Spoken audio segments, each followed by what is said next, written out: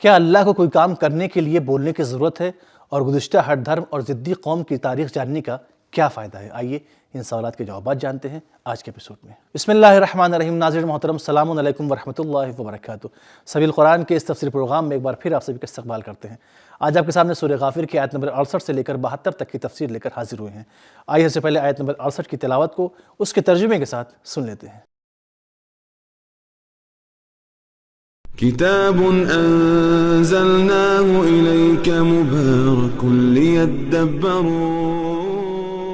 آياته وليتذكر أولو الألباب بسم الله الرحمن الرحيم هو الذي يحيي ويميت فإذا قضى أمرا فإنما يقول له كن فيكون۔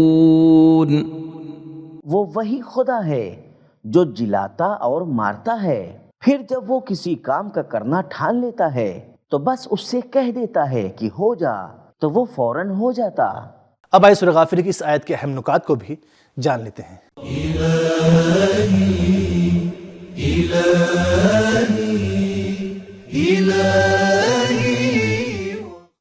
نکات: قرآن مجید میں 8 بار کن فیکون آیا ہے، جو کہ اللہ کی مطلق قدرت کا راز ہے۔ اس آیت میں اللہ کے قول یعنی کہنے سے مراد امر وجودی پر اللہ کا تکوینی ارادہ ہے۔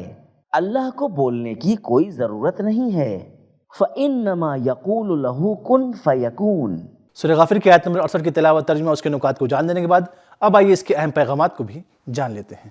كتاب أنزلناه إليك مبارك ليدبروا۔ پیغام نمبر 1، مارنا اور جلانا صرف اللہ کے ہاتھ میں ہے۔ نمبر 2، مارنے اور جلانے دونوں میں اللہ کی قدرت ایک جیسی ہے۔ نمبر 3، اللہ کی قدرت مطلق ہے اور کوئی بھی کام اس کی قدرت سے باہر نہیں ہے۔ امرن کا معنی ہر کام ہے۔ نمبر 4، اللہ کا ارادہ یقینی اور حتمی ہے۔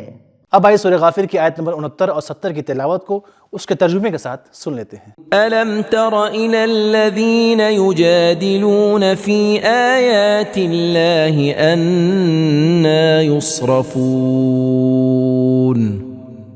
الَّذِينَ كَذَّبُوا بِالْكِتَابِ وَبِمَا أَرْسَلْنَا بِهِ رُسُلَنَا فَسَوْفَ يَعْلَمُونَ۔ اے رسول، کیا تم نے ان لوگوں کی حالت پر غور نہیں کیا جو خدا کی آیتوں میں جھگڑے نکالا کرتے ہیں؟ یہ کہاں بھٹکے چلے جا رہے ہیں؟ جن لوگوں نے کتاب خدا اور ان باتوں کو جو ہم نے پیغمبروں کو دے کر بھیجا تھا جھٹلایا، تو بہت جلد اس کا نتیجہ انہیں معلوم ہو جائے گا۔ اب آئیے ان 2 آیات میں موجود اہم نقطے کو بھی جان لیتے ہیں۔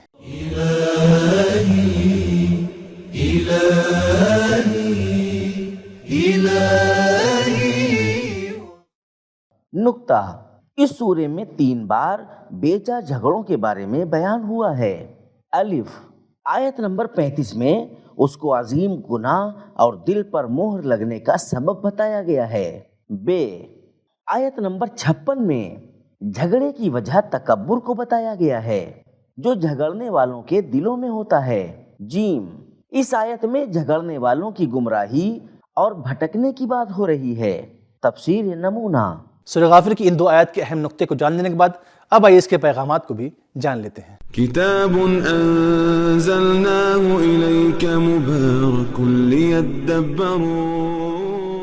پیغام نمبر 1، گزشتہ ہر دھرم اور ضدی قوموں کی تاریخ کو جاننا آج کی قوموں کے لیے عبرت اور سکون کا ذریعہ ہے۔ نمبر 2، قرآن مجید کی آیتوں میں جھگڑنا گمراہی اور بھٹکنا ہے۔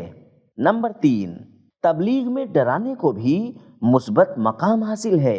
اب آئیے سورہ غافر کی آیت نمبر 71 اور 72 کی تلاوت کو اس کے ترجمے کے ساتھ سن لیتے ہیں۔ إِذِ الْأَغْلَالُ فِي أَعْنَاقِهِمْ وَالسَّلَاسِلُ يُسْحَبُونَ فِي الْحَمِيمِ ثُمَّ فِي النَّارِ يُسْجَرُونَ۔ جب بھاری بھاری طوق اور زنجیریں ان کی گردنوں میں ہوں گی، اور پہلے کھولتے ہوئے پانی میں گھسیٹے جائیں گے، پھر جہنم کی آگ میں جھونک دیے جائیں گے۔ اب آئیے سورہ غافر کی آیت نمبر 71 اور 72 میں موجود اہم نکات کو بھی جان لیتے ہیں۔